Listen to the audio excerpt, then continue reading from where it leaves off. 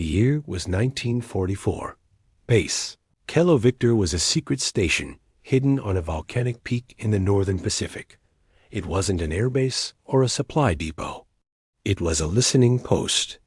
The men who lived there were chosen for their patience, their ears, and their ability to keep secrets. The island was a jagged tooth of black rock rising out of a freezing, churning sea, perpetually wrapped in a veil of cold gray mist. Corporal Julian Seife Vance was a cryptographer. His world was not one of bullets and bayonets, but of numbers, patterns, and the haunting melody of Japanese Morse code. He spent 18 hours a day in a soundproof bunker buried deep inside the volcanic rock, listening to the blue vault, the vast, invisible expanse of enemy radio waves. The war of the mind life at Kilo Victor was a psychological grind.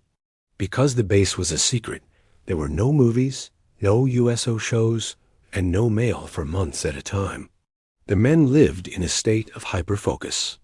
The only sound was the hum of the cooling fans and the rhythmic drip-drip of condensation hitting the concrete floor. "Do you ever feel like you're losing your mind, Seife?" asked Leo, the youngest operator, as he rubbed his bloodshot eyes. "All these dots and dashes, they start to look like ants crawling on the page." Julian adjusted his headset. "The ants are telling a story, Leo. If we miss a single word, 1,000 men on a carrier 300 miles away might not wake up tomorrow. You don't listen with your ears. You listen with your soul." The ghost frequency. One freezing Tuesday, a massive atmospheric storm, a magnetic ghost, swept across the Pacific. It scrambled every radio frequency, filling the airwaves with a roar like 1,000 lions. Most of the operators gave up, their screens filled with nothing but chaotic static. But Julian stayed. He tuned his dials to a forbidden frequency, a low-band channel that was usually empty. Suddenly, through the wall of white noise, he heard it. It was faint, like a heartbeat under a frozen lake. It wasn't the standard military code. It was a black code, a top-secret frequency used only by the Japanese High Command for coordinated strikes. The race in the dark. The base commander burst into the room. "The fleet is moving toward Lady Gulf. We need to know their coordinates, Vance." "The admiral is flying blind." Julian closed his eyes. The static was deafening, a physical pain in his ears. He began to hum a low tune, a trick he used to cancel out the external noise.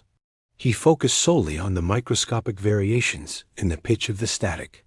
"I have the first 2 digits, Julian whispered, his hand flying across his notepad. "But the third is buried under a solar flare." Suddenly, the power in the bunker flickered. The storm had knocked out the main transformer on the cliffside. The emergency lights turned a dim, ghostly red. The radio signal began to fade. Julian knew that if he lost the frequency now, he would never find it again in the chaos of the storm. He didn't wait for the engineers. He crawled behind the massive radio rack, into a space filled with high-voltage wires and searing heat. He found the cracked vacuum tube that was failing.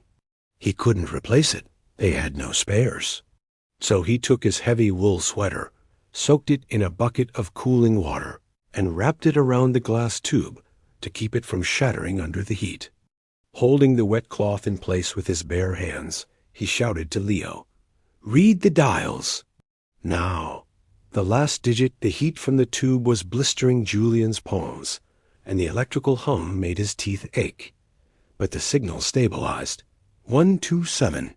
"Bearing 127, Leo screamed.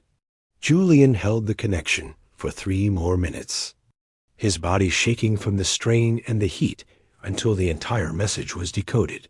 It was the location of a Japanese carrier group waiting in ambush. He let go, the vacuum tube finally popping with a sharp crack. Julian slumped against the rack, his hands red and raw, the silence of the bunker finally returning. The silent victory. 6 hours later, a message came back from the fleet admiral. It was only 3 words. Ambush thwarted. Thanks.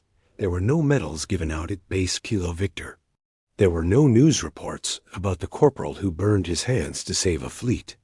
The next morning, Julian was back at his desk, his hands bandaged, his headset on, listening to the static once again. As the sun struggled to break through the Aleutian fog, Julian looked at the young operator, Leo. "Hear that, kid?"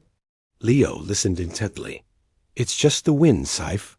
Julian smiled, a tired but peaceful look in his eyes. "No, that's the sound of 1,000 men who get to have breakfast today. That's the best music in the world,